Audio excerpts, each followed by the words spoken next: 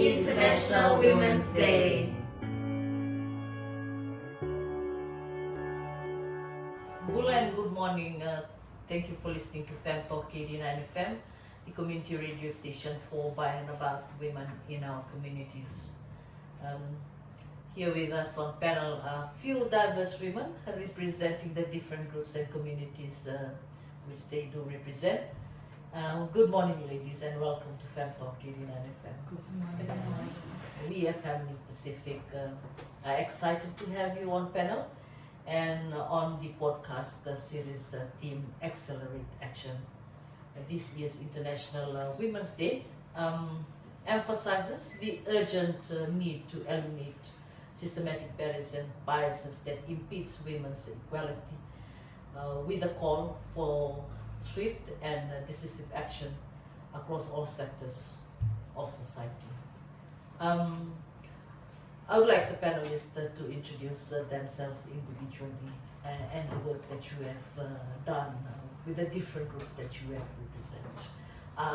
We'll start off with Elisabetta, then we'll move on to Taj. Yeah, Alex, and thank you to Family Pacific for the invitation, for reaching out to this very diverse panel this morning. So my name is Elisabetta Wanga. The invitation came on my under the hat of a social media influencer, I believe,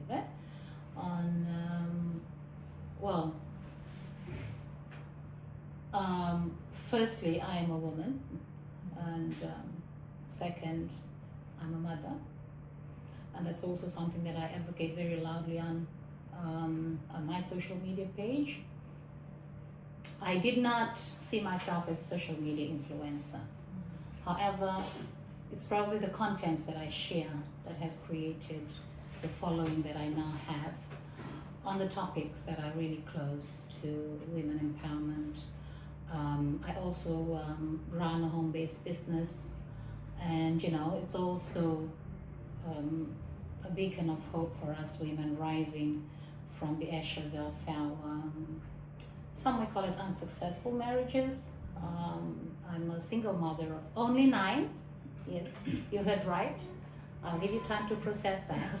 I'm mother of only 9 beautiful children, and currently I also am a career person. I have my own consultancy that I do based at home, because basically I made that choice to work from home so I can be a mother, full-time mother, and a working woman as well. So right now I am living, in fact I'm living next week. I actually moved my my trip so I can be part of this panel after receiving the invitation. So you better be honored, family. But yeah, it's another step in my career.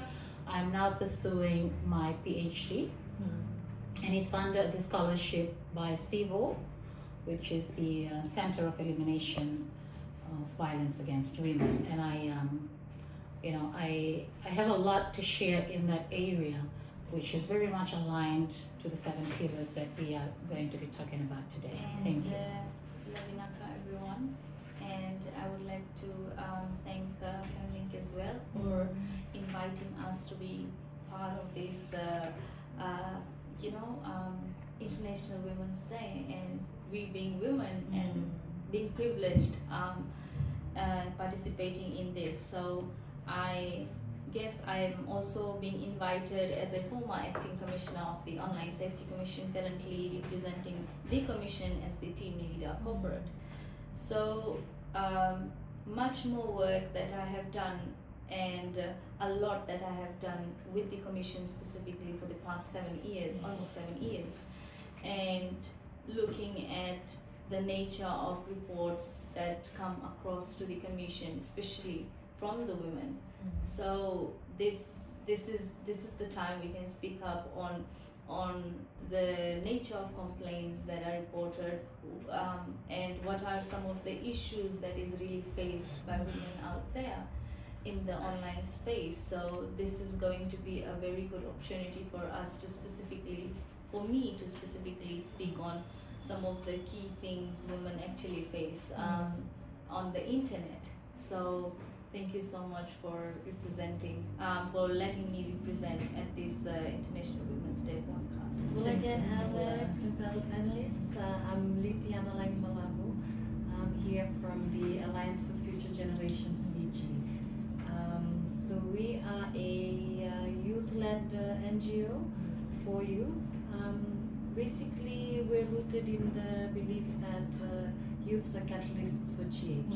And majority of our work is on bridging the gap from grassroots level advocacy and knowledge sharing all the way into policy spaces and regional and international platforms.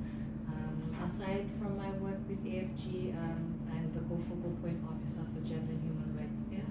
Apart from that, I'm also a single mother.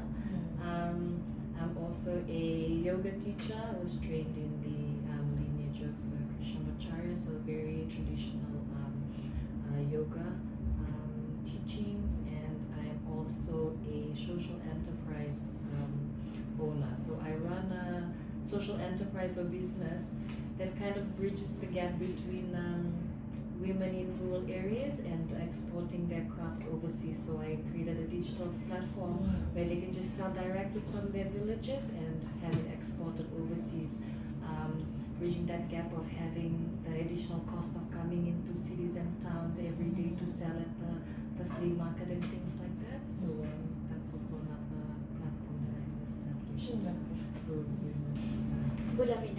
Good morning. I'm Sharafik Khan from Waning South, West Marilami. So I'm a leader of Waning South Women's Group, and I'm glad to be a part of Feminine Pacific International Women's Day. And to our panelists, thank you, being a part. And it's about I'm a mom of 4. And all grown up in school, but only 2 are schooling. And as a community leader, I always look in my community what is needed, what is special needed for special vulnerables. Vulnerables are plus 80, bedridden, people who in wheelchair. I always look for diapers. Those are the most important things that people can't afford to buy nowadays because everything is so expensive. So it's good to be a part of these so many organizations, and I'm blessed to be a part because what I'm helping through is blessings, and I always look forward to help in my community. If I get opportunity to help in other community, I will be glad. Thank you. Luminata, I'm Joanna Kane, and I'm from a very place that everyone knows and always look down at. I'm from Kalakana settlement. I'm a woman and I gave birth to 10 beautiful children, and I would say I'm a strong woman, as all strong women are. My children, they were all 4 kg up, and I had only one child who was 3 kg. So I would say we are strong women. So I gave birth to 10 beautiful children. I'm also now the CEO of Apple Guidance Fiji, and in my community I also run. I'm also the advisor of the Kalakana Youth Club, and I've also created my own club with my own initiatives, which is Kalakana Kids Club. And I'm so thankful that Feminine Pacific invited me here today to come and voice out everything that we've seen from women in our communities, and which would also give me more knowledge, and I can also go and implement it in my community. Thank you. Thank you so much, ladies, for the introductions that you have given us. Moving forward with our conversation today, what are some of the significant systematic barriers you have observed or experienced that hinders women's equality in your community? the conversation is around you based from the work that you do and the community that you usually represent. What about you, Nisha? Would you like to share something on that? Yeah, I would like to. I observed in my communities there are a lot of violence. There are stories on gender, discrimination, and women are facing a lot of challenges while at this moment, because the wages is very low.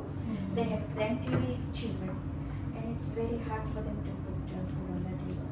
So all those things, all those mentality comes on the discrimination, and the easiest part is women. Some families think, not everyone, but some families go through that trauma. Thank you, Nisha. What about the work that you've been doing in partnership with Family Pacific on technology facilitated gender-based violence? What are some of the systematic barriers that you face on the ground? Oh, it's good to be a part of Family Pacific. It teaches us how to grow with the women and with the trauma, and how to include gender in our community and respect them and show the love.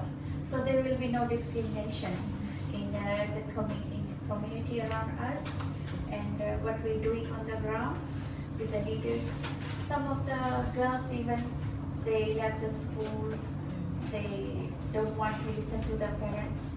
But it's good when you encourage them through your lovely words and they hear it. It's a great. Thank you, Nisha.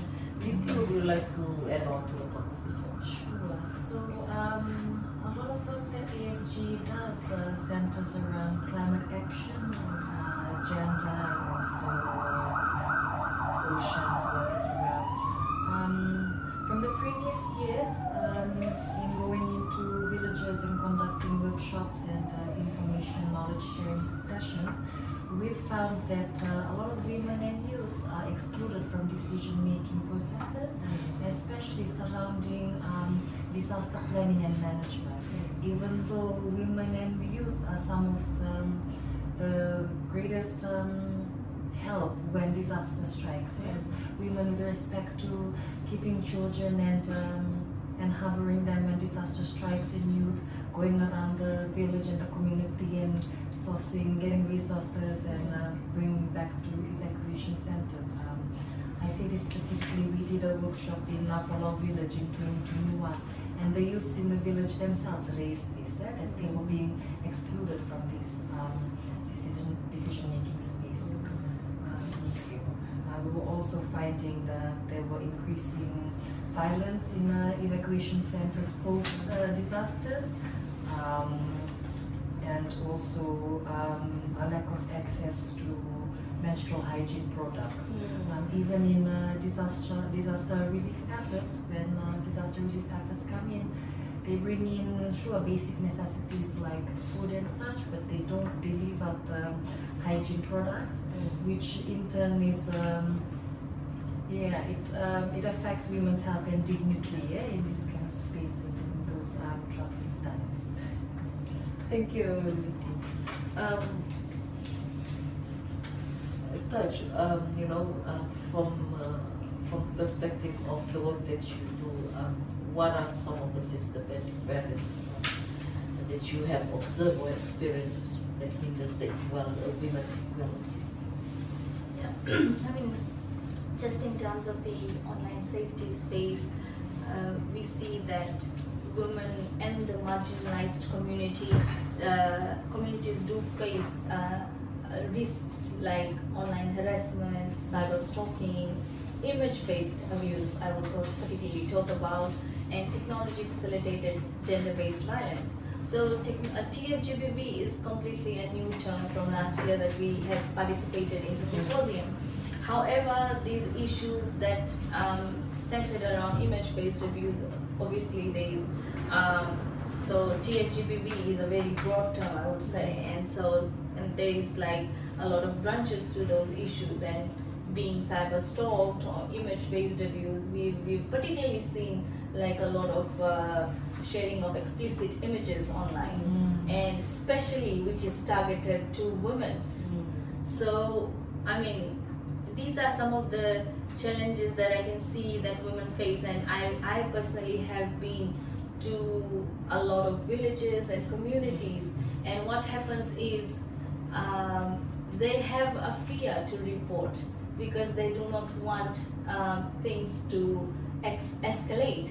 So, and you know, the fact that they want to keep it to themselves and try to resolve it, but it doesn't help because then there is victim blaming as well. So that's the, you know, most important thing that we have seen is you are a victim, but then you are blamed again for, you know, for the particular issue that has been raised, but no one talks about the perpetrator, you know, the one who perpetrates those. So this is the major challenge, and I think that's the fear of women reporting their matters. So when we go down to the villages and communities, when we talk about, when we let them trust the system, you can report, matters will be kept confidential, and we are there to help. Some of the times women also just come up to talk just because they want to be heard. So I think that's the important thing as well here is when they are explaining their issues, sometimes they do not want a resolution. All they want is someone to just hear them out. So, you know, and also in terms of the systematic barriers I would talk about is, you know, the underrepresentation of women in policy making. So when decisions are made, some of the women are not involved, like from the various diverse communities. And just in terms of our work, we see a lack of digital literacy resources that are tailored to these women and girls, or even the children as well. So in few years back, I would say I went to one of the communities and there were women session, and when we talked about particular things, they do have a phone, they do have a gadget, they do have a Facebook to scroll on, but they really don't know how to protect themselves. So just some of the security features, some of the resources they need to know. And some of them also said that, you know, especially this was during COVID time, when we went out to the communities, and they said, you know, when they had the children who were studying online basis at home, so they could not monitor the children what they were doing online just because they weren't, I mean, you can be literate in your own ways, but digital literacy was something that was lacking from them. So that is important, and that's what we are currently focusing on is, you know, providing those digital literacy programs to the women and girls. So these were some of the issues that we faced, particularly during the COVID time. And just in terms of when we talk about the digital divide, that further also marginalizes women and the communities, limiting their ability to navigate the online space and having those opportunities. Now, I specifically want to talk about especially women leaders. So now if I have to become a leader, I have to really think about my past. If I become a leader, my past might come up. And so I have the fear, you know, that might tarnish that at some point in time. So these are some of the fears that women actually face if they want to become women leaders in future. Everyone has their past. Yes. So, you know, we have that fear that it might come up in future. So these are some of the challenges that we face, and there are some of these barriers, and it's happening. It's all happening. It's nothing that we are just talking out of the, you know, blue. It's all there. So yeah, those are some of the systematic barriers I can talk about. Thank you, Taj. What about you, Joanne? What are some, you know, what are some of the barriers of systematic change from the perspective of a mother and also a carer, which I can say caring for the LGBTIQ community and sex workers in the community? Some of the significant barriers I face in my community is violence and discrimination against gender equalities, LGBTQIs, and discrimination against women who wants to participate during a community meeting. I'm so thankful that I would say I am blessed to be part of Feminine Pacific. The first time I was invited by Francis from Feminine Pacific to one of their workshops for women. With all the knowledge and the counseling that Feminine Pacific has provided me, I implement that in my community. It's like, for example, when we have our community meeting in 2021, Kalakana Settlement was a very hard community for me to tackle, fighting for women's rights and women's voice to be heard, and LGBTQI for gender equality, no discrimination. I had a tough time in my community. But then, being a woman, I would say we will never give up. We will always voice out what we believe in, and that's what I've been doing in my community, especially in community halls, meetings. Before, men used to say, you have no right to talk, you go to your own village and you go and talk in your own village, you don't go and hear something from outside and you come and try and implement. I was told all those words by men in a community hall, even though when my husband was just sitting right in front of them, beside them. But then I would say I never gave up. I kept on opening my mouth. I kept on saying what I believed in, and I would say 2025 would be a good year for me, because I've seen changes in this man. We had a community first 2025 meeting, and I was right in that first meeting, and then men were there to talk. They started asking questions about women's club, and I told them the right word. And I am so grateful to be part of Feminine Pacific. And I told the women, see, the men are starting to see the real work that women and men and LGBTQ, we are all human beings, we are all equal. We have all the same voices. Yeah. So I would say for gender equality, I'm having a hard time in that in my community still, because these are all my friends. I collect everybody in I have a small canteen in Kalakana. I collect everybody in that canteen, whether you are disabled, whether you are deaf, whether you're in an LGBTQI group, whether you are kids who takes drugs or glue. I collect them all in my canteen, and I sit down and I talk to them, whatever knowledge, whatever counseling I get from Feminine Pacific, I share it to them. And I'm so grateful for this platform. And the only barrier that we're facing right now is LGBTQI discrimination. Thank you. Thank you, Joanne. You have mentioned like the only problem that you are facing in Kalakana community is the LGBTIQ community in terms of decision-making processes, or is it a power dynamic kind of a thing, or is it patriarchal, very conservative society? I would say it's a very sensitive society, because I would say most of these communities and settlements, there's a lack of education. It's understandable when people react this way towards LGBTQIs. So it's us, our job, we are the one to voice out the truth to these people, reach out to them, talk to them in a way that they understand, because of the lack of education that I only reached from 3 myself. And whatever I collect from any NGO, I go and implement it in my community. And yes, as one of my friends said, I love Googling. I don't do Facebook a lot. I get my education from Googling. And yeah, I would never give up. Carry on with what you're doing. Whatever knowledge you gain from wherever you go to, share that, voice it out. And when you reach out to these communities, you have to talk to them in a way that we both have the same mindset.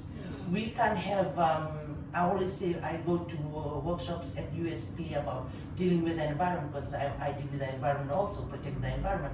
And I would say you can't have that level of education as the sticker from USP, blah, blah, blah, and all this. That's great, but when you go to these people in communities, you have to teach them in a way, talk to them in a way, you go down to their level. You talk to them in their own language. And that's what I've been doing in my community. Talking to these women in a language that they would understand. And I always advise them, sit down with your husband and keep on talking slowly to them. Slowly, there will be the time.